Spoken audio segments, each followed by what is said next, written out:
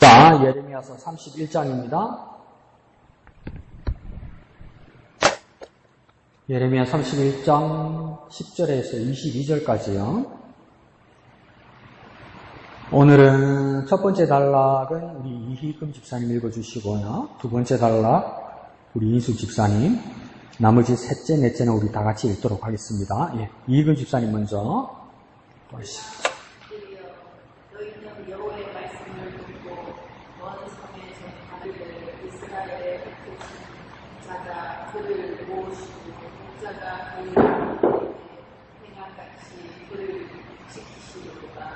여호와께서 야곱을 구원하시되 그들보다 강한 자의 손에서 순양하셨으니 와서 시온의 높은 곳에서 찬송하며 여호와의 복 곡식과 새풀들과 어린 양의 때와 소의 때를 먹고 크게 기뻐하리라.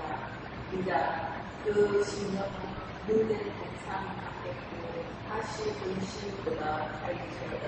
그때 천하 너희는 함께 즐거워하니 내가 그들의 슬픔을 돌려서 즐겁게 하며 그들을 위로하여 그들의 미치로부터 기쁨을 얻게 하였으니 내가 그러므로 제사장들과 마음을 축복하게 하며 내 복으로 내 백성을 만족하게 하리라. 여호와의 네, 이수 집사님요. 이와 같이 말씀하십니다. 하에서 슬퍼하며 통곡하는 소리가 들리니 라헬이 그 자식 때문에 기복하는 것이라. 그가 자식이 없어져서 위로받기를 거절합니다. 부른 소리와 눈물을 멈추어라. 내 위에 쌀을 받을 것이죠. 그들이 그의 대적의 땅에서 돌아오리라. 여호와의 말씀이니라. 너의 장래에 소망이 있을 것이라. 너의 자녀가 자기들의 지명으로 돌아오리라. 예수님의 말씀. 예수님의 말씀이라고? 여호와의 말씀. 여호와의 말씀이니라. 18절 다 같이요. 에브라임이 스스로 탄식함을 내가 분명히 들었노니 주께서 나를 징벌하심에 멍에에 익숙하지 못한 송아지 같은 내가 징벌을 받았나이다. 주는 나의 하나님 여호와이시니 나를 이끌어 돌이키소서.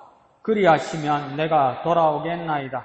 내가 돌이킨 후에 뉘우쳤고 내가 교훈을 받은 후에 내 볼기를 쳤사오니 이는 어렸을 때의 치욕을 짐으로 부끄럽고 욕된 이니이다 하도다. 에브라임은 나의 사랑하는 아들, 기뻐하는 자식이 아니냐. 내가 그를 책망하여 말할 때마다 깊이 생각하노라.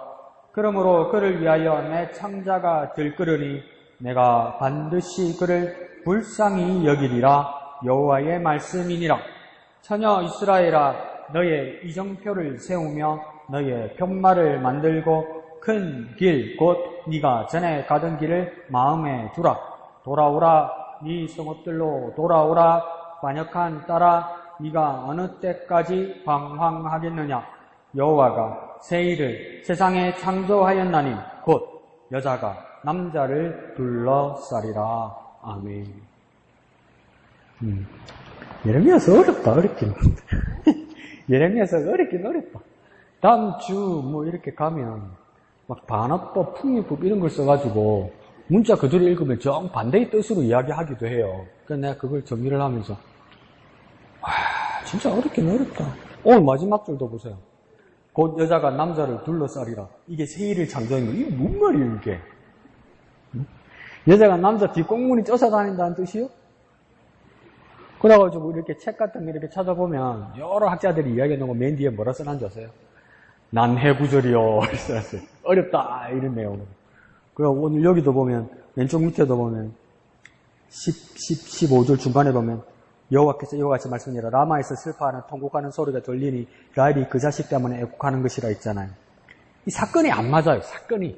그러니까 야곱의 정부인 중에 두 번째 부인이 레아 다음 라헬인데 자식이 없어서 슬퍼 울었다는 이 내용이 시간대가 맞지가 않아요.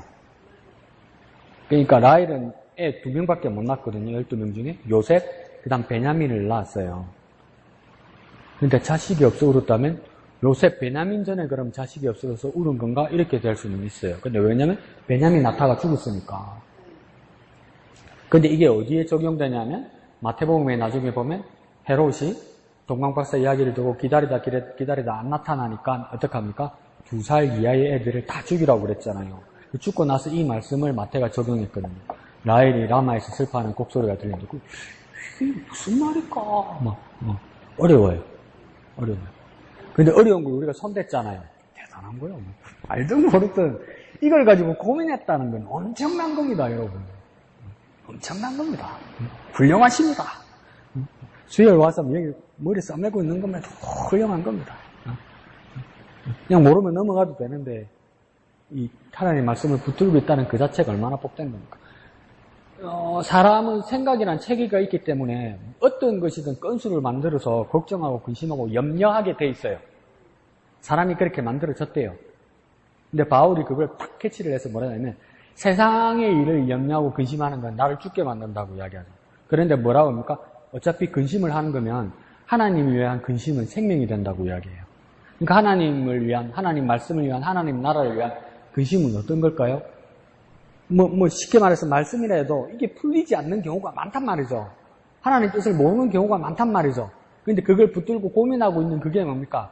내 뼈를 삭게 하거나 내 스트레스 때문에 내 심적으로 부담을 주거나 내 수명을 단축하는 게 아니라 바울은 뭐라고 하냐면 그게 내게 생명이 된다고 해요. 그러면 어차피 근심할 거, 어차피 염려는 우리가 가지고 살 거, 세상 일보다는 하나님 나라의 일들에 대해서 근심하고 염려하고 고민하면 그건 우리에게 생명으로, 영혼의 생명으로 바뀐다고.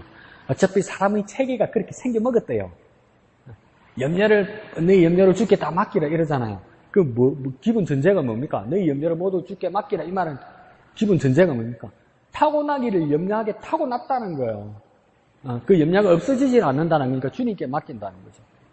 그럼 나에겐 염려가 없습니까? 없기는 또 새고 만들지. 근데 어차피 염려하고 근심할 거. 이런 부분에 염려하고 근심하는 건 참 복된 일이 될 겁니다. 자, 왼쪽 제목 한번 읽어볼까요? 시작. 하나님이 창조하신 새 일. 새 일에 작은 따옴표가 되어 있는 거 보니까는, 이건 기존의 것하고 다른 것으로 변화한다는 말이겠죠. 영어로 말하면 change 한다는 것이겠죠. change. 바꾼다는 겁니다. 그러니까 이대로는 아닐 거라는 겁니다. 지금 이대로는 아닐 거라는 거예요. 하나님이 하시는 일은. 또 뿐만 아니라 뭡니까? 또 change 말고 turn 한다. 이죠. 방향을 바꾼다는 거예요. 방향을. 왼쪽이든 오른쪽이든 유턴해서 틀어버리는 거. 이거 뭡니까? 전혀 다른 방향. 전혀 다른 방향이면 사람의 생각으로 말하면 가치관을 바꾼다는 겁니다. 가치관. 내가 살아가는 삶의 방법, 기본 구조를 바꾼다는 겁니다. 바꿔야 돼요. 그러니까 하나님이 내 마음에 드는 게 아니고요. 내가 하나님 마음으로 들어가야 되죠. 그러니까 가치관이 바뀌어야 되죠. 이걸 턴하는 거예요. 턴, T-U-R-N, 턴. 완전 바꾸는 거예요. 하나님께로 들어가는 거죠. 하나님께 내게로 들어오는 거 아닙니다. 아무리 기도해서 하나님을 끌어내리는 게 아니란 말이죠. 내가 내 자신을 하나님께 던지는 거죠. 이런 일들이 오니까 새 일이라고 이야기합니다. 그래서 이 새 일이 어느 정도 새 일이냐? 하나님의 입장에서도 이 새 일은 어떻게 하는 겁니까? 한가운데 보니까 어떤 동사가 됩니까? 창조하시는 일이라는 거예요. 창조. 수리 정도 가지고 안 되는가 봐요. 부속 바꾸는 거 정도 가지고는 안 되는가 봐요. 창조하시는 거예요. 그러니까 이게 왜 창조일까? 우리가 죄인으로서 죽어 마땅한데 이건 뭡니까? 억울할 것도 없고 우리의 태생이, 우리의 삶의 자체가 죄 가운데 있어서 죽어 마땅한데, 죽어 마땅하다면 죽어서 소멸되는 것이 우리 삶의 대가라는 거 아닙니까? 대가. 근데 하나님이 이걸 바꾸시기 위해서 큰 일을 하신 거 아니에요? 정말 큰 일을 하신 거 아니에요? 하나님의 법칙대로도 죄의 싹슨 사망에서 다 죽어가야 되는 인생인데 하나님께서 이 가운데 큰 일을 계획하시고 일을 하셨단 말이에요. 이게 뭡니까? 하나님 자신과 같은 자신의 아들을 세상에 보냈다는 거예요. 근데 이 세상의 아들을 보낸 이 작업은 왜 큰일이냐면 인생은 뭡니까? 살아서 그냥 죽는 거예요. 살아서 죽는 거예요. 죄의 대가로 뭡니까? 육신만 사라지는 것이 아니라 영혼이 영원한 형벌을 받는단 말이에요. 이게 이치란 말이에요. 이거 이치예요, 이치. 그냥 세상의 이치예요. 근데 하나님의 아들이 와서 뭡니까? 같이 죽었어요. 그러니까 마귀도 그러고 세상도 뭐라고 그랬어요? 뭐야? 세상 군사 안에 다 죽내는데 뭡니까? 그가 죽었다가 다시 살아났잖아요. 부활했잖아요. 다시 살아났잖아요. 이게 뭡니까? 창조인 거예요, 창조. 우리는 끝나야 되는데 안 끝나게 된 건 뭡니까? 연장이 아니고 우리의 삶이 청산되고 이전에 죄인이 된 우리의 삶이 청산되고 우리가 살아난다는 건 새 삶이잖아요. 새 시작이잖아요. 이건 하나님의 입장에서도 창조하시는 일이라고요. 창조. 다시 말해서 새로 만드시는 일이란 말, 만드시는 일. 그러니까 내가 새 삶이라는 건 진짜 새 삶인 거예요. 연장이 아니에요, 연장. 연장이 아니라고요. 새 삶이라고요. 새로 다시 말해볼까요? 시작된 삶이란 말이에요. 새로 이 시작된 삶은 이제 낡아지거나 뭐가 고장나거나 이게 아니고 뭡니까? 새로 된 이 시작 이 삶은 뭡니까? 새 생명이에요. 영원한 생명이요. 영생이요. 영생은 뭡니까? 하나님에게서 영생은 어떤 겁니까? 날마다 새로운 거예요. 날마다 새로운 거. 상상해보지 않았습니까? 나도 계속 상상을 해도 이 하나님 나라 가면 우리가 어떤 일이 있을까? 어떤 일이 있을까? 우리가 맨날 하나님 나라 가서 매일 뭐 할까요? 뭐 할 거 뭐 있을까요? 하나님 나라 가면 여러분 뭐 하고 싶어요? 아이고, 전사는 좀 안 살아봤으면 좋겠습니다. 자가 내 집이나 좀 있었으면 좋겠어요. 여름에 시원하고 겨울에 따뜻했으면 좋겠습니다. 배불렀으면 좋겠습니다. 제발 허리, 무릎 좀 안 아팠으면 좋겠습니다. 그래서 편안하게 좀 있었으면 좋겠습니다. 그게 하나님 나라 일인가요? 근데 가장 근본적으로 여기는 뭡니까? 나라 이름이 뭡니까? 대한민국이나 미합중국이나 조선인민민주주의 공화국도 아니고 뭡니까? 어떤 나라입니까? 하나님의 이름을 붙은 하나님 나라란 말이에요. 그러면 이 나라의 주인은 뭡니까? 하나님이란 말이에요. 이곳에는 우리가 초청받아서 시민권을 얻었단 말이에요. 그러면 이 하나님 나라에서 근본적으로 우리가 하는 건 뭘까요? 네? 그래. 걱정이 슬 되는데, 이양진에서 걱정을 슬 하면서 말합니다. 매일 예배 찬송하겠네 싶은 거예요. 그러면 이제, 걱정이 나도 잘 되는 거예요. 매일 한다고? 매일 예배 한다고? 새벽 기도회 안에서 좀 살만한데. 주일날도 정신 먹고 도망가서 이랬을 때 살만한데. 집이 그 자체는 어디 도망갈 데도 없고, 이제. 그 자체가 하나님 나라인데. 매일 예배한다고? 그 말은 못하는데 속으로 어떤 생각이 듭니까? 그것도 만만치 않네. 지겨워. 어째 살까? 이런 생각이 들잖아요. 어떻게 매일 하느냐는 말이에요. 좋은 것도 한 번, 두 번이지, 그죠? 벚꽃장도 한 번, 두 번이지. 벚꽃장도 딱 보름도 막 참는 거지. 지니 사람은 참는 거지. 그러니까 한 달 한다고 생각하세요. 없는 누구 부르죠? 우리 어머니도. 시어머니요. 이러죠, 그죠? 없는 시어머니가 불러지잖아요.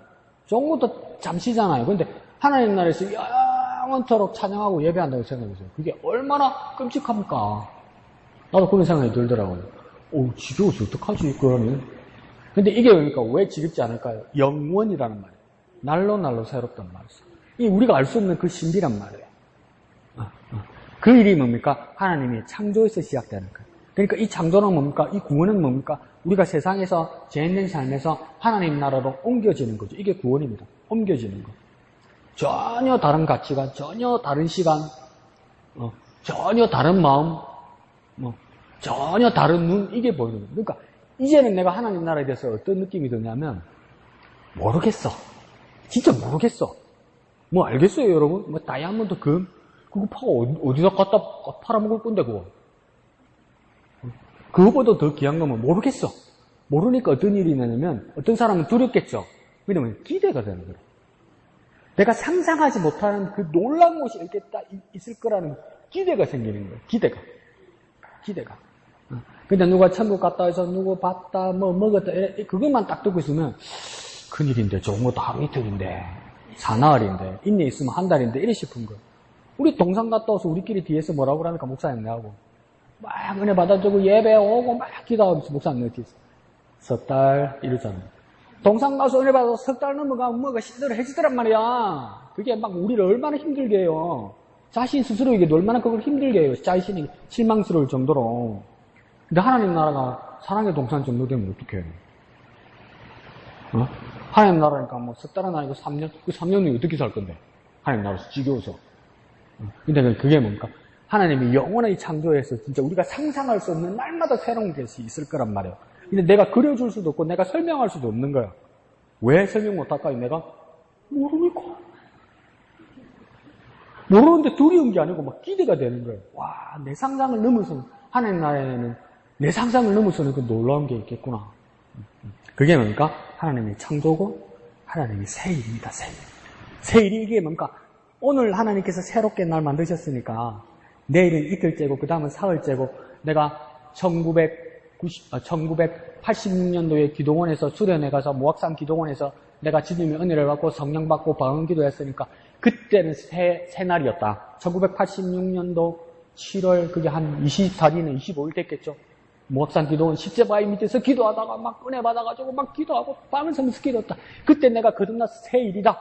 근데 그때가 언젠데 40년이 넘어가는데 그러면 뭡니까? 이 새일도 묵은 40년밖에 더 돼요? 그게 아니란 말이에요. 하나님은 하나님 나라를 날마다 새일이란 말이에요. 궁금하지 않아요? 막 기대가 되지 않아요? 그 일이 일어날 것이다. 궁극적으로. 자, 밑에 파란색 두 줄 한번 읽어볼까요? 시작. 하나님은 이스라엘의 세 개 차례대로 봅시다. 시작. 목자, 위로자, 아버지로서 그들을 구원하시고 기쁨과 만족을 안겨주실 것입니다. 그때 이스라엘은 잘못을 뉘우치고 온 마음으로 주님을 사랑할 것입니다. 그래서 목자, 위로자, 아버지가 되신다 그래서 보면 뭐냐면 오른쪽 페이지에서 가서도 작은 제목 보면 만족해 하시는 목자 이렇게 됐죠. 그래서 목자고 그 다음 두 번째에 보면 두 번째 단락 그 작은 제목 보면 라헬의 슬픔과 하나님의 위로 돼 있죠. 그래서 하나님 위로자가 된다는 뜻이겠죠. 세 번째 단락에서 에브라임의 뉘우침과 하나님의 긍휼 이렇게 되죠. 근데 그 안에 가운데 보면 20절 중간에 보면 에브라임은 나의 사랑하는 아들, 나의 기뻐하는 무엇이라고요? 자식이 아니냐. 이거 누구에게 말하는 겁니까? 하나님이 에브라임 사람들, 북이스라엘 사람들에게 뭐라 합니까? 내 아들이고 내 자식이다 그러잖아요. 하나님이 이 사람들을 향해서 내 아들이고 내 자식이라면 하나님은 누구입니까? 이 사람이 아들이면 하나님은 누구입니까? 고목에서 숙목에서 이 사람이 아들이면 하나님은 누구입니까? 그렇지 아버지 막 천수 막 세야 됩니까? 몇 초인가 해야 됩니까? 아들이면 아버지잖아요. 여기 이 단락이 아버지란 뜻이에요. 별 어려운 거 아니죠? 그냥 쏘는데 니나 쉽지 뭐 이러지 말고. 그러니까 참 재밌는 겁니다. 성경을 이렇게 보는 게. 그 다음 이제 맨 밑에 하나님이 창조하신 뭡니까? 새일. 이 새일은 뭡니까? 오늘 새일이기 때문에 내일은 둘째 날, 셋째 날 이래 묵은 날들이 되는 것이 아니라 날마다 새롭게 되는 거죠. 날마다. 그러니까 바울은 여러분 우리는 성경을 보고 깨닫고 성경을 보고 좀 알았다고 까불고 깐족대고 이러잖아요. 예? 한 달 지나면 까먹고 뭐 내가 언제 샀고 이러잖아요. 근데 우리가 신약 성경에 많은 서신서들 대부분은 바울이 쓴 거잖아요. 바울이 썼다는 건 뭡니까? 바울이 쓰기 전에는 이 복음에 대한 체계가 완전히 잡혀져 있지 않은 거잖아요. 그래서 바울이 쓴 서신서를 가지고 체계를 잡고 신약 성경을 완전히 엮어서 뭡니까? 우리가 복음을 정리하는 성경이 된 거잖아요. 근데 바울은 그 깨달음을 막 정리하면서 이 사람은 도대체 어떤 사람일까? 뭡니까? 우리 겉사람은 부패하나 우리 속사람은 뭡니까? 날로 새롭도다. 어디서 알게 된 거지? 근데 우리가 이 말씀을 읽으면서 이 말씀이 진리가 돼버렸단 말이에요. 인정할 것 인정하자고 바울이 이야기하는 거예요. 우리 겉사람은 부패한다. 늙는다. 개그맨 한 사람이 그러더라고요. 막 진짜 젊을 때 겁도 없이 살은 거예요. 정말 밤새도록 술 마셔서 그 다음날 나가서 일하고 이 정도였던 거예요. 근데 나이 40이 되니까 자기가 달라지는 두 가지가 있더라는 거예요. 웃기면서 한 소리잖아. 뭡니까? 자기는 그럴 줄 몰랐는데 앉았다가 누웠다가 일어나는데 나는 몰랐는데 가만히 생각하면 그 소리가 나오더니 앉았다가 누웠다가 일어날 때 아이고 이러더라는 거예요.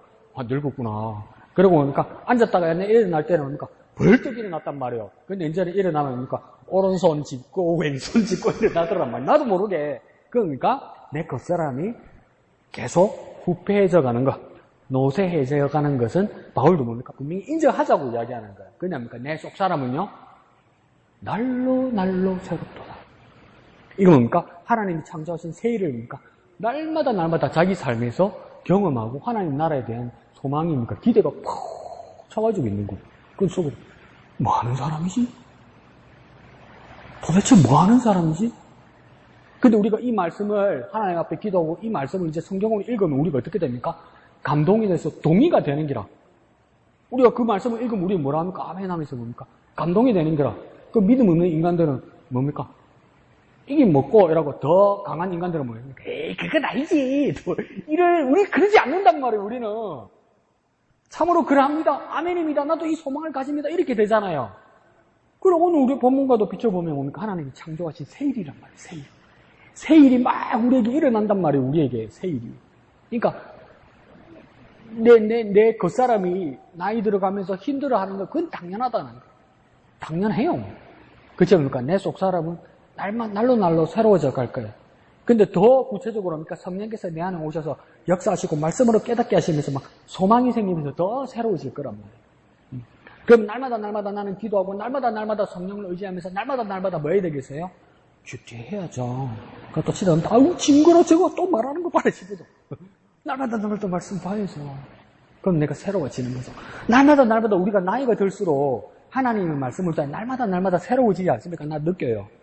내가 나이가 들수록 날마다 하나님 말씀이 새로워진다는 걸 느껴요. 왜 느끼는 줄 압니까?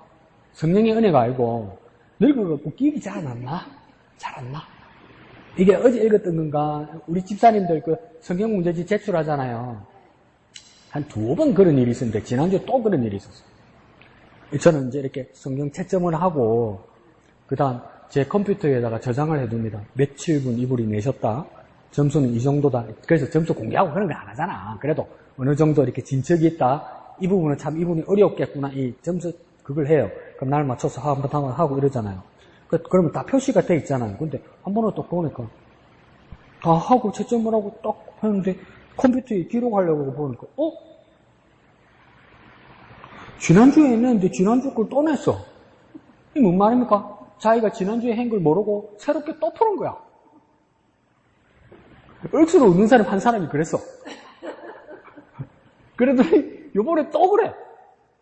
다른 분이 뭔가 딱 난 채점하면서 와 만점이네 잘했네 했어. 열심히 풀었나 이렇게. 근데 컴퓨터에 넣으려니까 돼 있어. 똑같은 게 지난주에 만점이 이번에 또 만점이야. 그럼 내가 옆에다 뭐 했나요? 곱하기 1을 해야 되나? 그러니까 왜 그렇게 풀겠어요? 지난주에 행기 기억이 안 나. 그러니까 새로운 거 아니에요. 저도 그래요. 새로워. 왜? 지난주 게 기억이 안 나. 그래서 작년에 책 읽었던 거 기억이 안 나. 그러니까 뭡니까? 우리가 성경을 날마다 읽으면 뭡니까? 우리가 성령의 감동으로 새로워지기도 하지만 내 머리가 띵띵해가지고 기억이 안 나. 그럼 처음 본 것 같아. 새롭지. 그럼 되지 뭐. 아니 그럼 되지 뭐. 뭐 실망하고 절망할 필요 뭐 있어. 새로워졌으면 되지 뭐. 우리 그렇게 은혜 가운데 삽시다. 아멘 하면 난리 났다. 자, 한번 봅시다. 자, 우리 이양덕 집사님.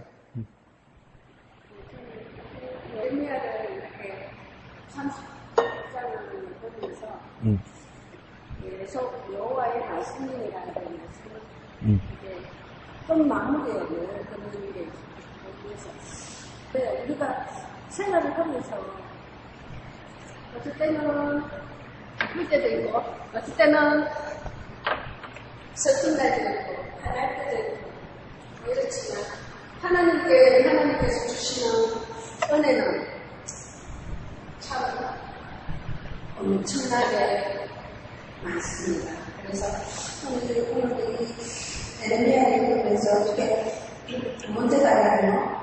여호와께서 그와 같이 말씀하십니다. 나무에서 슬퍼하는 통곡하는 소리가 들리니 나의 그 자식 때문에 내게 받을 것이다. 그가 자식이 없어져서 위로받기를 거절하는도다. 여호와께서 이와 같이 말씀하십니다. 내 웃음소리와 내 눈물을 멈추어라. 내일은 내 일에 싸움하는 것은 그들이 그의 된적의 땅에 뺏어 돌아오리라. 여호와의 말씀입니다. 너희 자녀의 소망이 있을 것이다. 너희 자녀가 자기들의 지금으로 돌아오리라. 여호와의 말씀입니다. 그래 우리가 어쩔 때는 설교할 때는 정말 이 나의처럼 애통할 때도 있고 자식이 이런다는 것은 정말 그렇잖아요.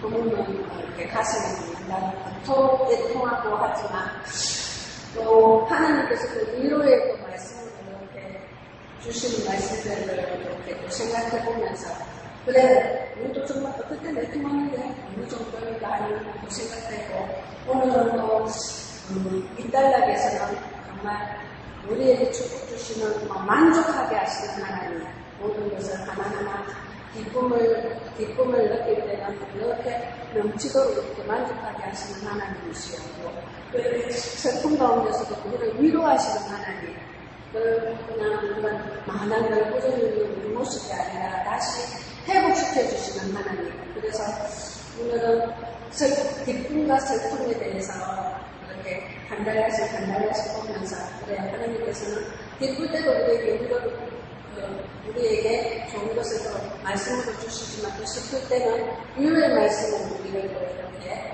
하나하나 또 말씀해 주시는 것을 보면서 그래 우리가 늘 그냥 이렇게 멈춰있는 우리의 모습이 아니라 말씀으로 이렇게 회복할 수 있는 우리의 눈 시간이었습니다. 네, 감사합니다. 예, 예레미야서에서 가장 많이 쓰는 말 중에 하나가 집사님 지적했던 것처럼 여호와의 말씀이니라 이게 계속 나와요. 그 여호와의 말씀이니라 이 말을 왜 예레미야서에서 많이 썼을까 이렇게 생각할 때 예레미야 입장이 그랬던 거예요. 예레미야 입장이 왜 그러냐면 예레미야는 하나님의 말씀은 우리가 이제 와서 증명한 건데 뭡니까? 예레미야 말이 맞았죠. 근데 그 외에 다른 선지자들이 엄청 많았잖아요. 근데 그 사람들은 예레미야하고 다른 이야기를 했단 말이에요. 하나님 말씀이라고. 근데 사람들은 뭡니까? 저 말들이 듣기 좋으니까 다 저편이었단 말이에요. 그러니까 예레미야는 나는 다르다. 그렇지만 내가 하나님 말씀이라는 것을 표시해 두기 위해서 너희들은 그렇게 말할지라도 이게 하나님 말씀이라고 계속 이렇게 따로 분리해 두어야 됐다는 것이죠. 그러니까 그 상황이 참 힘들었겠죠. 같이 편들고 좋은 게 좋은 거면 되잖아요. 근데 예레미야는 그럴 수 없는 거예요. 그래서 여호와의 말씀이란 말이 계속 반복됩니다. 난 다르다. 난 다르다. 나는 다르다. 이 표현이죠. 그러니까 우리도 우리 자신이 의심이 갈 때가 있을 거예요. 이래도 되나? 이렇게 외로운 자리가 정말 하나님의 뜻인가? 이렇게 막 의심이 들 때가 있단 말이에요. 근데 의심이 들면서 이게 진짜인가 잘못된 것인가 이렇게 바라볼 때 우리가 판단 기준이 어떻게 써버리냐면 사람을 둘러보고 주위를 둘러봐요. 그러면 뭡니까? 우리 확신이 들죠. 내가 주위를 잘못 섰구나. 이런 생각이 들죠. 근데 그래서 치명적으로 잘못한 게 뭡니까? 예레미야서하고 비교해보면 예레미야는 사람들이 그렇게 자기를 공격할지라도 뭡니까? 하나님을 바라봤기 때문에 여호와의 말씀이니라 이게 시작됩니다. 그러니까 우리도 뭡니까? 우리 자신이 의심이 들 때 사람들의 주위의 다수나 분위기나 지금 분위기나 지금 환경을 볼 것이 아니라 하나님의 뜻이 무엇인가 이걸 바라보는 게 더 중요하죠. 근데 제가 경험상 쉽지는 않을 거예요. 왜요? 너무나 막 조바심이 나고 막 너무 두렵고 그래요. 아무도 내 편을 안 들어주는데 하나님 뜻을 들으려면 막 잘 안 들려요. 하나님 우경아 이거다 이러는데 이러고 있어 내가 내 마음 이러고 있어. 더 크게 보이소 자꾸 이런단 말이야. 그러니까 모르겠다 안 들린다 우리 마음이 그렇게 다치려고 자꾸 그런단 말이야. 근데 예레미야는 뭡니까? 이걸 이렇게 막 여호와의 말씀이라고 자기를 단속합니다. 우리도 뭡니까? 하나님의 말씀을 바라보면서 아무리 세상이 이렇게 가고 이게 대세라고 말할지라도 그냥 대세는 뭡니까? 세상이 가는 방법이에요. 그러니까 그 대세는 대세로 맞을 거예요. 그렇지만 우리는 뭡니까? 하나님이 되려면 하나님의 말씀대로 가야 돼요. 그러니까 완전 소수에서 소수 아니에요. 430년 동안 애굽에서 종살이하고 데리고 나온 사람이 뭡니까?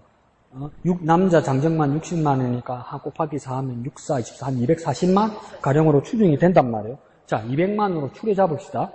그래서 나중에 200만 명 중에 몇 명이 1세대 몇 명이 가나안 땅에 들어갑니까? 두 사람. 여호수아 갈렙밖에 없어요. 여호수아 갈렙은 의심이 들지 않았을까? 설마 내가 모세도 의심하지 않았을까? 에이, 나는 들어가지. 아무리 그래도 그렇지 나는 들어가지. 내가 빠지면 되나? 이런 생각이 들지 않았을 거예요. 근데 모세는 못 들어가. 근데 여호수아 갈렙은 진짜 들어가. 근데 여호수아는 상당히 두려워했던 것이 여호수아 일정이 보이죠. 그러니까 계속 뭐라 합니까? 천사가 강하고 담대하라, 강하고 담대하라. 내가 세봤을 때 5번 나왔을걸? 왜 자꾸 강하고 담대하라 했을까요? 자꾸 흔들리는 길에 이게. 그러니까 나중에 끝에 뭐라 합니까? 내가 너에게 말한 것이 아니냐, 강하고 담대하라 이래요. 그러면 이거 우리식으로 번역해서 밑에 쓰면 뭐라고 쓸까요? 나 같은 놈한테는 하나님이 충격요법을 쓰겠죠. 갱아, 강하고 담대하라.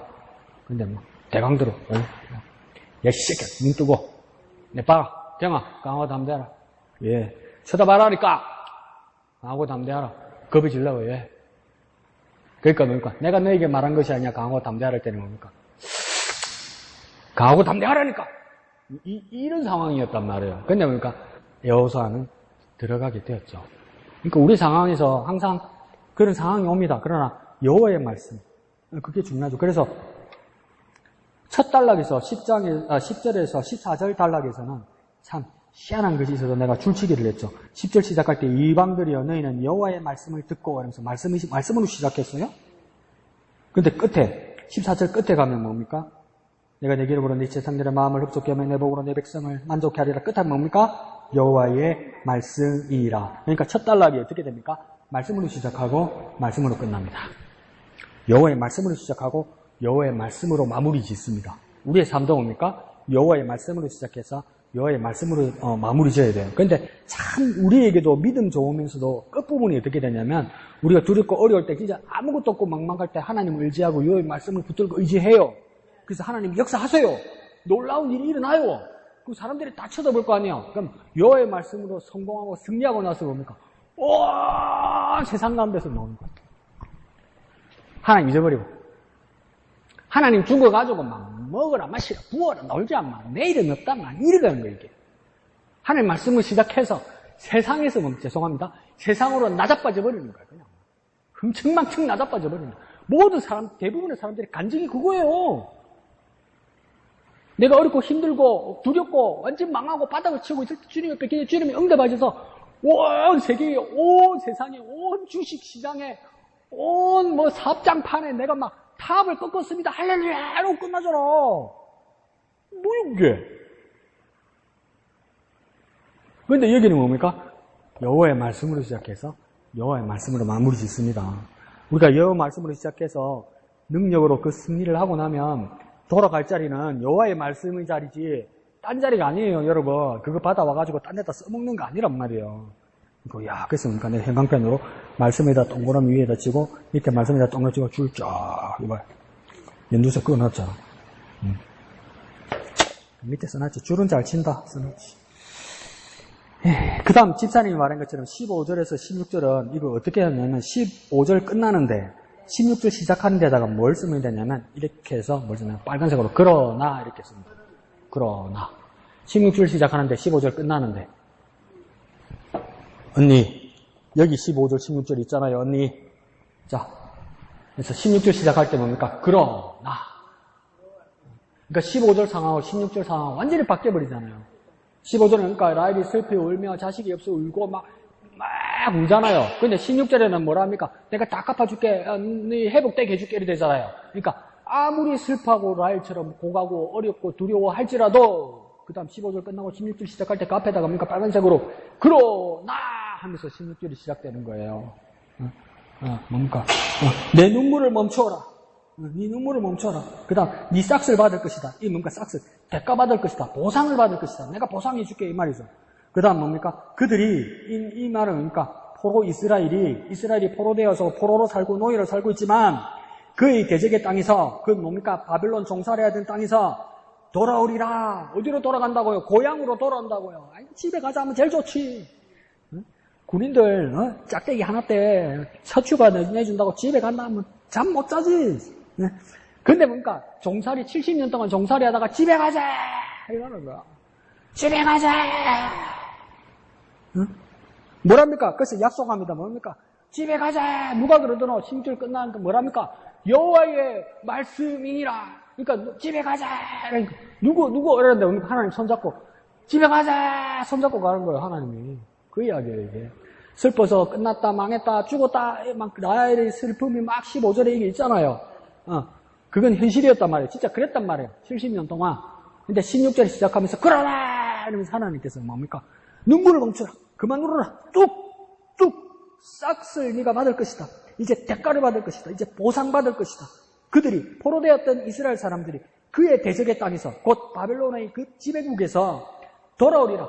집으로, 예루살렘으로, 이스라엘로, 내 고향으로 돌아갈 것이다. 그러니까 그걸 내가 어떻게 갑니까? 이러니까 여호와의 말씀이니라 이러잖아요. 하나님이 손잡고 뭐랍니까?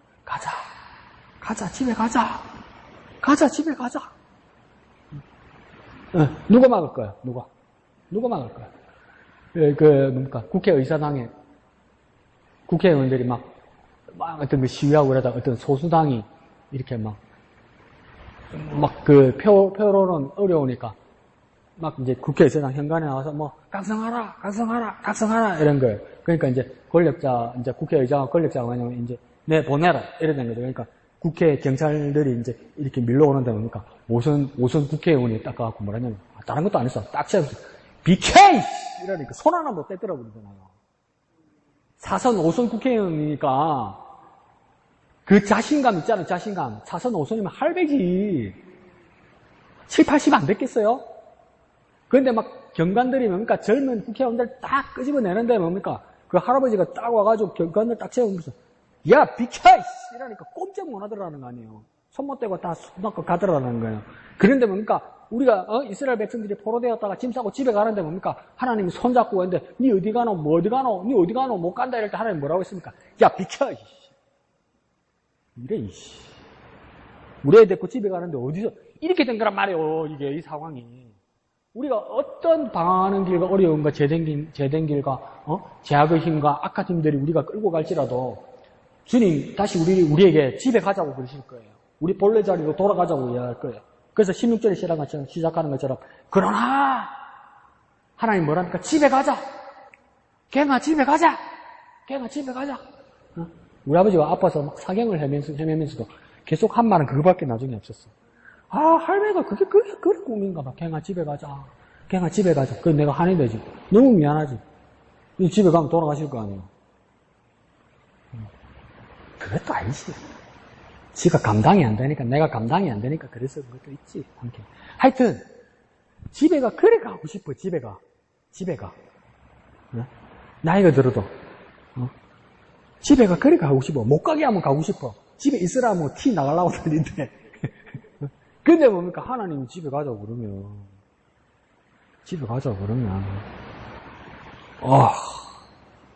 이게 뭐, 얼마나 진짜 예레미야가 비유를 잘했습니다. 그죠?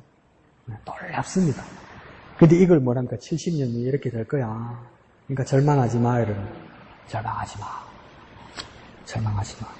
그래서 17절 끝에 자기들의 지경으로 돌아오리라. 여호와의 말씀이니라. 그 앞에는 뭡니까? 장래에 소망이 있을 것이다. 이 장래란 말이 옛날 우리가 보던 개역 한글에서는 최후에 되어 있습니다. 최후에. 결국은 이 말이겠죠. 그죠? 그러면 결국은 장래에 이러면 막연하게 언젠가는 이 뜻이 아니고요. 최후에 결국에는 내가 정한 끝에 꼭 이 말이 되는 거죠. 꼭. 하나님 우리에게 주신 모든 약속들은 뭡니까? 꼭 이거 놔버리면 안 됩니다.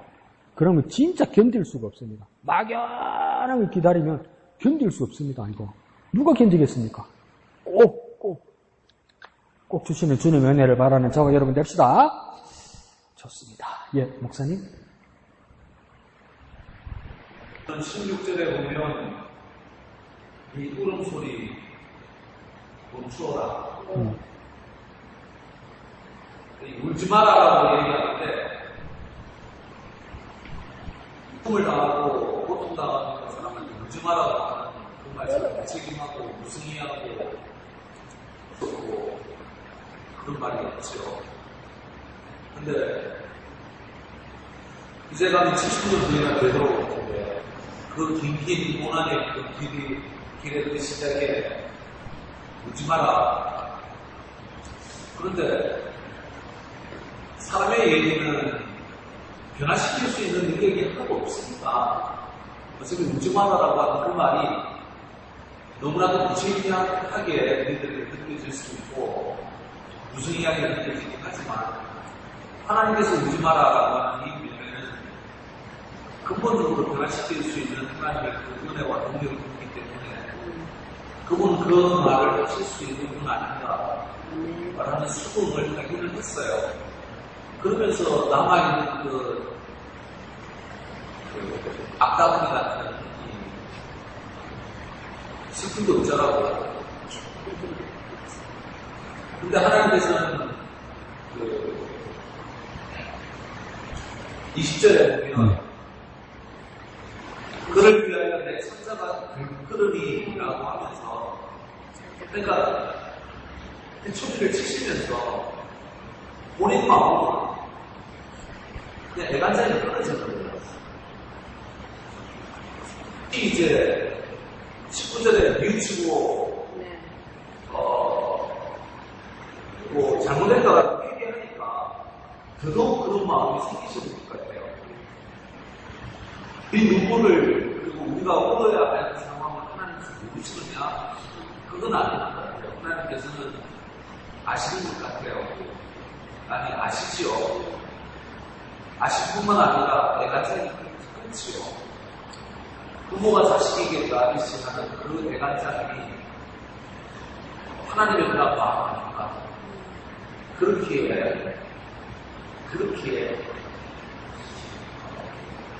우리의 삶 속에 울만한 그런 많은 부분이 있고 기다림의 영속일 수밖에 없는 그런 모습이겠지만 그럼에도 불구하고 하나님의 그 마음을 신뢰하고 하나님 앞에 나아가야 되겠다는 생각을 예, 감사합니다.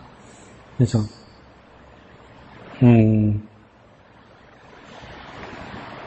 똑같이 어떤 문제를 겪거나 어려움을 겪을 때도 내가 그걸 따르고 순종은 잘 못하지만 목사님한테 배운 건 뭐냐면 목사님도 똑같이 힘들고 아프지만 목사님 그 다음 해야 될 것을 하기 위해서 그냥 그 다음 단계로 가세요. 그걸 내가 진짜 존경하고 보는데 나는 그게 잘 안 돼. 자꾸 주저앉고 싶어. 그러니까 목사님 그러면 상대적으로 목사님이 제일 싫어하시는 건 뭐냐면 자기 연민에 빠지는 거. 너무 자기를 지나치게 불쌍하게 생각하는 거. 그래서 주저앉아 있는 거 있잖아요. 그런 모습은 연지도 어릴 때 아빠한테 혼났다고 그래요. 그 다음 해야 될 걸 해야지. 어차피 겪어야 될 거는 해야 될 걸 해야지. 그래서 연지도 그렇게 목사님 키우셨다고 그러더라고요. 그래서 목사님이 하시는 모습도 보면 똑같이 슬프고 똑같이 눈물 나고 똑같이 힘들지. 그렇지만 뭡니까? 울어서 주저앉아 있으면 더 안 되니까 그 다음 해야 될 걸 목사님을 찾아서 하세요. 근데 나는 그게 잘 안 되죠. 근데 여기서도 본문에서도 하나님 뭐라면 눈물을 멈춰라. 목사님식으로 해석을 하면 뭡니까? 눈물을 하지. 근데 눈물 난다고 우는 건 힘 안 드나? 울어서 힘 다 빼면 그 다음 할 거 안 할 거가? 해야 되잖아. 그럼 우는 거 적당히 하고 그 다음 해야 될 것에 힘을 써야지. 그 다음 단계 해야 될 걸 해야지. 근데 이게 너무 뭡니까? 이것도 재미 붙이면 자기 연민에 재미를 붙이면 자기가 자기 불쌍한 것에 재미를 붙이면 처음에 사람들은 막 이렇게 위로해 주거든요. 근데 도저히 진척이 안 생기면 이게 다 지친단 말이에요. 그러니까 목사님이 경고하셨던 것 중에 하나가 또 그겁니다. 자, 지나치게 자기 연민, 자기를 불쌍한 것을, 불쌍하게 여기면 빠지지 마라. 어느 순간에 나와서 그 다음 해야 될 걸 해야지. 그러니까 지금 뭡니까? 목사님 말씀대로. 지금 당장 뭐 안 된다. 70년이 70년. 70년이면 울어서 힘 빼는 게 아니고, 그 나라 가가지고, 시집 가고, 장가 가고, 애 낳고, 집도 짓고, 직장도 얻고, 그래가지고 아도 키우고, 그 다음 네가 건강해가지고 손주도 보고, 네가 건강해야 지팡이라도 짚고 집에 온다. 뭐 한 날 울고불고 밥도 안 먹고 그러면 20, 30년 왜 죽는다고 막 너무 나라에서 무시갖고 막 죽고 끝나는 게야. 이 말이에요 이게. 해야 될 걸 해야지. 해야 될 걸 해야지. 해야 될 걸. 일단 나 잘 안 되긴 안 되는데. 근데 조심하십시오. 목사님 앞에서 자꾸 자기 불쌍히 여기다가 혼난다. 자기 할 거 안 하고 자꾸 막 그게 퍼져 앉아 있으면, 그 다음 해야 될 걸 해야 되는 거구나. 그러니까, 내가 멘탈이 정말 약하구나. 나도 그렇게 느껴요. 내가 멘탈이.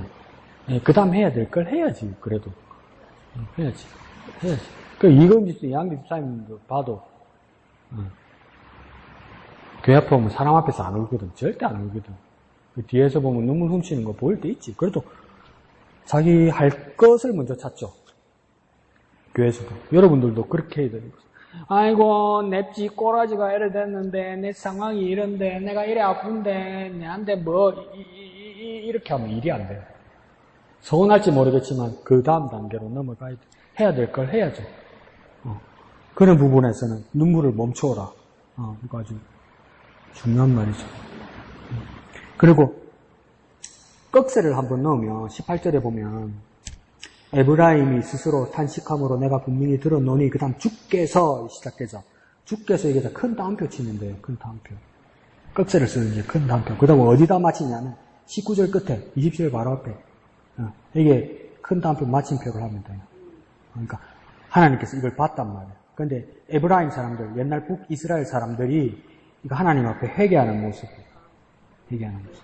그때 20절 이후로는 하나님이 어떻게 이 회개하는 모습에, 회개를 고백하는 모습에 하나님 20절에 어떻게 반응하시겠다 이 말이에요. 그 중에 목사님께서 지적하신 부분이 뭡니까? 내 창자가 들끓으니. 이 내 창자는 누구 창자입니까? 하나님. 뭐 하나님 창자가 있나? 그게 아니고, 잘 알아들으라고, 애간장이 끓는다 이 말이에요. 심정이 끓는다. 애탄다 이 말이에요. 그러니까 20절은 19절 다운표 안에 있는 이스라엘 백성들이 이런 식으로 회개를 할 때 20절에 하나님께서 이렇게 반응하신다 이 뜻이에요. 그럼 이 19절은 이스라엘 백성의 회개, 20절은 어떻게 되겠습니까? 하나님의 용서하신 반응, 그렇게 되겠죠. 그러면 19절에서 회개는 어떻게 하는 거냐? 18절부터 꺾어야 됐다, 그죠? 18절에서 19절까지 두 절을 꺾었다, 그죠? 자, 19절에 보면 내가 돌이킨 후에 이렇게 돼 있죠. 그래서 여기서 회개의 모습을 한번 배워봅시다. 1, 2, 3을 한번 치는데 여기서는 회개를 어떻게 했냐면 1. 돌이키는 거죠. 돌이키는 거.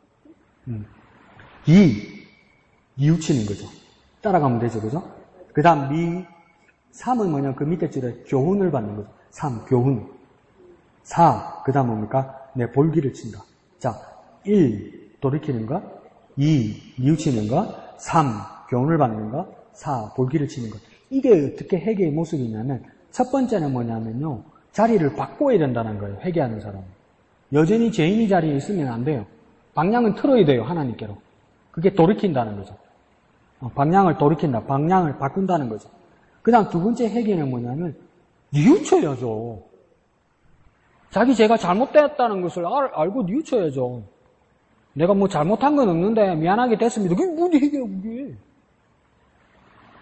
두 번째는 뉘우치는 거죠. 자기 잘못을. 세 번째는 뭡니까? 교훈을 받는 거죠. 하나님의 바른 뜻을 이해해야 되는 거예요. 하나님의 바른 뜻을 배워야 되는 거예요. 회개하는 자는 뭡니까? 하나님의 바른 뜻을 배워야 되는 거예요. 이게 뭡니까? 교훈을 받아들이는 거죠. 4. 그 다음 뭡니까? 볼기를 쳤다 하지. 이건 상징적인 거죠. 밑에 주회의도 달려있죠. 19절. 볼기, 곧 넓적다리를 치는 것은 가슴을 치는 것과 마찬가지로 비탄과 비통을 표현한다. 이게 뭡니까? 내 볼기를 친다는 것은 비탄과 고통을 표현하는 거예요. 정말 내 죄가 뼈아프게 느껴요. 내 죄를 뼈아프게 느껴야 되는 거예요. 회개하면 용서받는다. 그 기대 이전에 뭡니까? 내 죄가 정말 심각하구나. 하나님 앞에서 정말 잘못된 거구나. 이렇게 막 가슴 아파할 수 있어야 돼요. 하나님 앞에. 그리고 우리가 나이 들고 나니까 부모님 돌아가신 부모님 생각하면서 후회하는 게 그때 내가 그때 아빠 마음 아프게 했거나 막 가슴 아프잖아요. 그런 것처럼 하나님 앞에서 그걸 느껴야 된다는 겁니다. 이게 내가 하나님 앞에 정말 가슴 아프게 한 거구나. 내 가슴이 아파야 된다. 이게 회개의 4대 모습이 지금 예레미야에서 보여주는 거예요. 그러면 회개하는 자에게 하나님 어떻게 반응하시느냐? 20절에 뭡니까? 여기도 1, 2, 3 한번 치볼게요. 아들이다, 자식이다 느낀다는 거예요. 20절에. 아들, 자식 보이죠? 에브라임은 나의 사랑하는 아들, 기뻐하는 자식. 그러니까 하나님은 뭡니까? 회개하는 자를 자기 자식 취급한다는 거예요. 그 하나님은 어떤 분입니까? 자기 자식 취급하니까 하나님은 누구입니까? 아버지 된다는 거예요. 그러니까 이게 뭡니까? 회개하는 자에 어떤 관계가 형성되냐면 아버지와 자녀 관계가 형성되는 거예요. 용서하면 뭡니까? 하나님도 진짜 중간이 없다. 그냥 그렇게 막 불같이 죄에 대해서 화내시다가 회개하면 뭡니까? 하나님과 우리 사이가 뭡니까? 아버지와 자식 관계가 되는 거예요. 아버지와 딸, 아버지와 아들 관계가 된다는 것이죠. 그 다음 두 번째는 뭡니까? 하나님께서 뭐 한다면 바로 밑에 보면 깊이 생각하노라 이러죠. 하나님께서 뭡니까? 하나님께서 회개하는 자를 깊이 생각하신다. 이 말은요, 기억하신다, 잊지 않으신다 이 말이에요. 얼마나 살아가는지 생각하신다, 기억하신다, 잊지 않으신다. 회개하는 자에게 하나님 두 번째 반응은 뭡니까? 기억하신다, 잊지 않으신다. 그러니까 혜인이 군대 보내나오니까 근데 나중에 자대받았는데 평택 받았다니까 반응 안 하더만 수요일날 혜인이 평택 갔습니다 하니까 울고 그러고 근데 너무 놀래가지고 왜 평택이 북한 바다하고 가까이 있거든. 그걸 어디서 알았는가 봐. 북한에 뭐가 이렇게 북한 배가 이렇게 조금 NLL 조금 밑에 더 내려오면 출동해야 되거든요. 해군 평택 배들은 그걸 봐서 그러니까 막 우니 그러니까 그러면 맨날 며칠로 이제 거기에서 안 떠오르겠죠. 우리 아들 평택 이거 안 지워지겠죠. 그죠? 그래서 누가 눈물 펑트 딱 건들면 뭐니까 오오오 또 이렇게 돼버리는 거 아니에요. 근데 그러니까 자꾸 생각하고 있기 때문이죠. 기억하고 있기 때문이죠. 잊지 않고 있기 때문이죠. 하나님께서 그러니까 회개하는 자기 백성을 아들 삼으시고 딸 삼으시더니 기억하고 잊지 않으신단 말이에요. 그게 하나님 생각하신다는 거예요. 세 번째 반응은 목사님 지적하신 것처럼 바로 밑에 뭡니까? 내 창자가 들끓으니 이 말은 뭡니까? 애간장이 탄다 이렇게 말 들어봤죠, 그죠? 애간장이 탄다. 애간장이 탄다는 말을 해석하면 뭡니까? 간절하다는 겁니다. 거꾸로 됐네. 아빠가 딸한테, 아빠가 아들한테 간절해져 버렸어. 이거 회개하고 나니까 하나님이 그 자녀한테 마음이 뺏겨버렸어. 뺏겨버렸단 말이야. 그러니까 애간장이 끓어서 창자가 끊어질 때 그가 간절해져 버렸어. 그러니까 여러분 가장 하나님의 사랑을 받고 하나님을 사랑하는 방법 중에 하나가 방법론적으로 말하면 회개하는 자예요. 진짜 진심으로 회개하는 자에게 하나님이 마음이 뺏겨버려 나한테. 그래서 그러니까 내 창자가 끊어진다. 그 다음 밑에 뭐라고 해요? 그러니까 어떻게 여긴다고요? 불쌍히 여기신다. 불쌍히 여기신다는 말을 긍휼히 여긴다고 말할 수도 있고요. 그 다음 불쌍히 여긴다 이렇게 말하니까 또 기분이 상할 수도 있죠. 이거 불쌍히 어떡해. 밥 못 먹었어. 니네 집 개빵꾸 났다면서.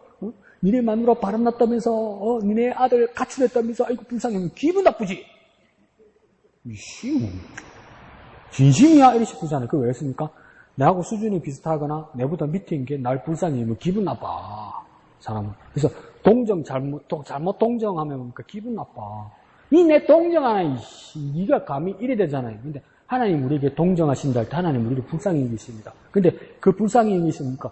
정말 크신 하나님이 은혜 베푸시기 위해서 나를 불쌍히 여긴다는 거예요. 큰 거죠. 그래서 이건 구약이니까 히브리어로 된 성경이지만 헬라어로 된 신약 성경에서는 바디메오가 앞이 보이지 않는 바디메오가 예수님이 지나갈 때 다윗의 자손 예수야. 그 다음 나를 불쌍히 여기소서 이랬단 말이에요.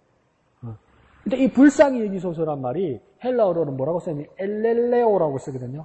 몰라도요. 그냥 엘렐레오라 쓰는데 엘렐레오라는 것을 우리가 찾으면 목사들이나 신학자들이 찾으면 한글로 뜻이 크게 두 개가 있어요. 불쌍히 여기다. 하나 더가 뭐냐면 자비를 베풀다. 하나님이 불쌍히 여기는 건 우리에게 자비를 베푸시는 거예요. 그러니까 여기서도 뭡니까? 회개한 우리를 불쌍히 여긴다는 거, 에이 불쌍한 새끼야, 에이 나쁜 새끼야 이 뜻이 아니고 하나님이 우리를 불쌍히 여기신다는 건 뭡니까? 부족한 우리에게 자비 베푸시겠다는 거예요. 자비. 그러니까 동방 기독교인들이 아직도 그렇게 기도한다잖아요. 매일 하나님의 아들 예수 그리스도요 우리를 불쌍히 여기소서 이렇게 기도하거든요. 처음에 거부감이 생기더라고요. 뭐가 그래 빨리 불쌍하는 뭐가 그래 찌질이 궁상이고 날마다 이십부다. 그런데 어떤 책에는 보니까 뭡니까? 똑같은 구절인데 하나님의 아들 예수 그리스도요 우리에게 자비를 베푸셔서 이래 돼 있더라고요. 그러니까 불쌍히 여기다가 자비를 베풀다가 같은 뜻인 거예요. 하나님 입장에서는. 그래서 나는 그렇게 쓰죠. 나를 불쌍히 여기시고 자비를 베푸소서. 두 개를 다 썼죠. 그러니까 회개하는 자에게 하나님 어떻게 합니까? 불쌍히 여기신다는 건 우리에게 자비 베푸신다. 사랑을 베푸신다. 그 뜻입니다. 그러니까 회개하는 자에게 이 은혜를 베푸십니다. 그래서 18, 19절에 우리가 이렇게 회개하면 20절에 하나님께서 이렇게 은혜를 베푸신다. 이렇게 이해하면 됩니다. 그리고 이제 이게 맨 마지막 절이 난해죠. 22절의 끝에 보면 뭡니까? 반역한 딸아, 네가 어느 때까지 방황하겠느냐? 여호와가 새 일을 세상에 창조하였나니 그 다음이 문제죠. 그죠? 곧 여자가 남자를 둘러싸리라. 그러니까 곧 앞에까지만 은혜인데 지금 너무 어려워요. 여자는 누구, 남자는 누구야? 이제 여기서부터 막 우리가 고민이 막 쌓이기 시작합니다. 그런데 그냥 억지로라도 쉽게 생각합시다. 여러 가지 번역이 있는데요. 해석이 있는데. 여기서 여자는 누구냐면 집 나갔던 이스라엘입니다. 이스라엘. 여자. 그리고 남자는 누구입니까? 하나님입니다. 하나님. 근데 여자가 남자를 쫓아다닌다는 것은 보통 그런 일이 잘 없잖아요. 남자가 여자를 쫓아다니잖아요. 네? 그래서 구애하고 청혼하고 결혼하는 대부분이 그런 모습이잖아요. 근데 여기서는 뭡니까? 거꾸로 여자가 남자를 둘러싸리라 이 말은 뭡니까? 여자가 그 남자를 쫓아다니고 막 안달이 났다 이거예요. 그러면 뭡니까? 죄악 가운데 있던 이스라엘 백성이 하나님의 은혜를 만나서 뭡니까? 이제는 하나님의 은혜 때문에 뭡니까?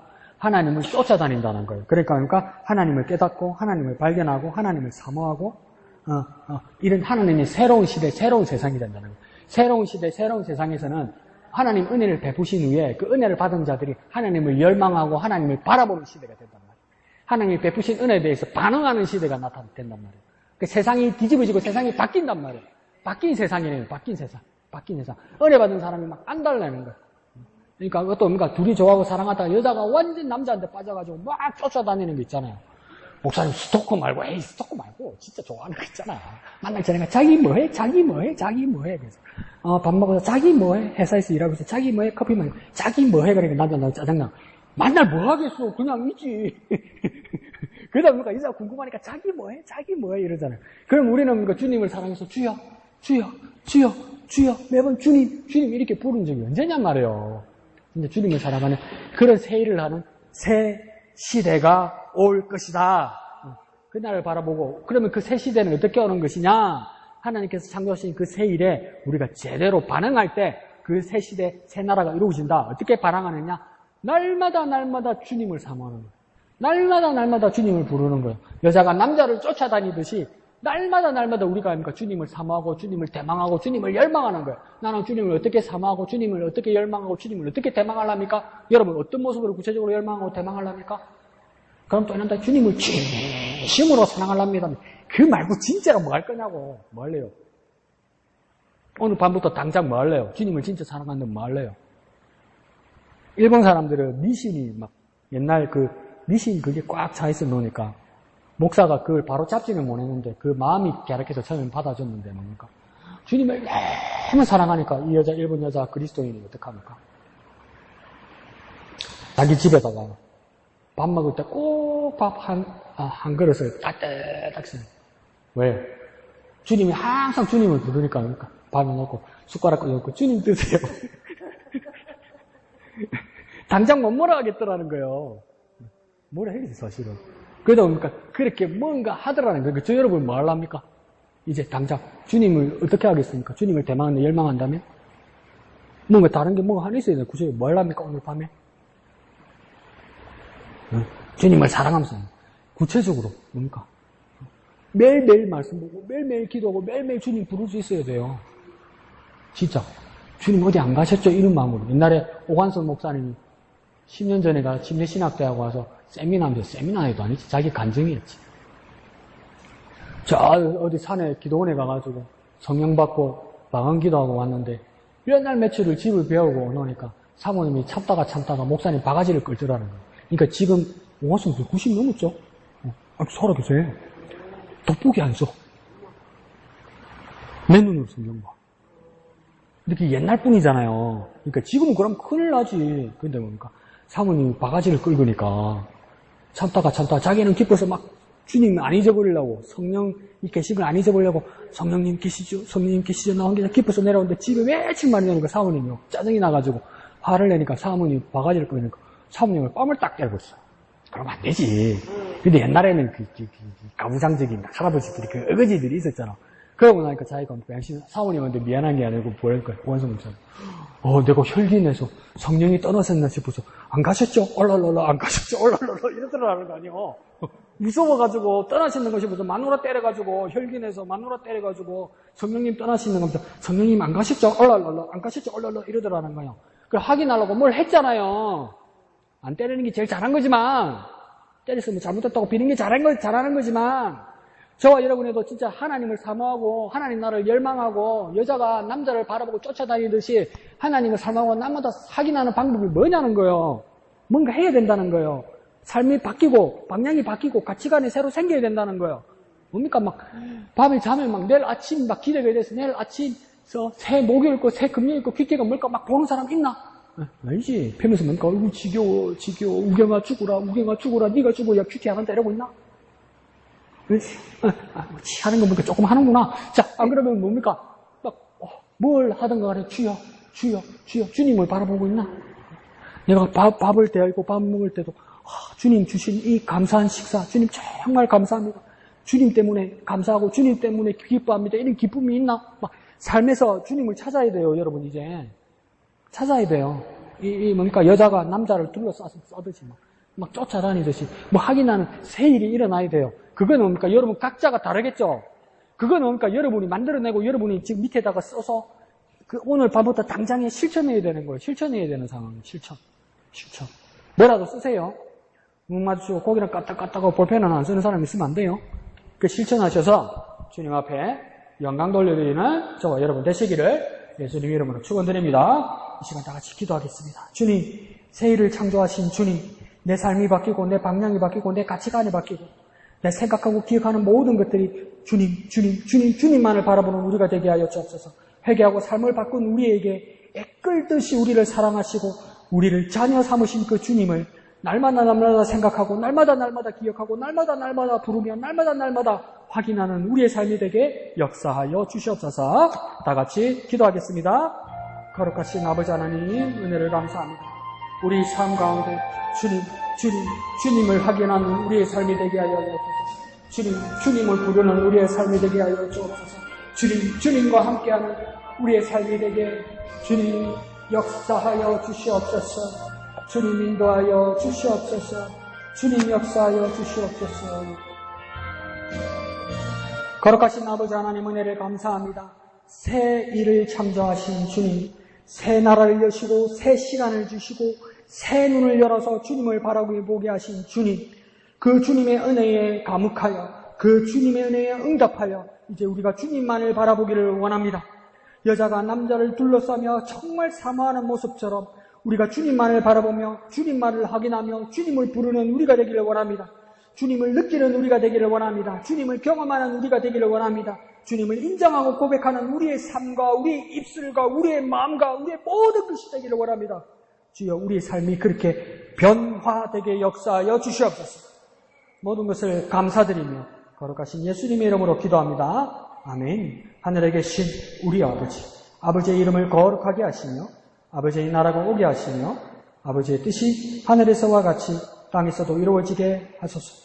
오늘 우리에게 일용할 양식을 주시고 우리에게 잘못한 사람을 용서하여 준 것 같이 우리 죄를 용서하여 주시고 우리를 시험에 빠지지 않게 하시고 악에서 구하소서. 나라와 권능과 영광이 영원히 아버지의 것입니다. 아멘. 주님 감사합니다. 주님 감사합니다.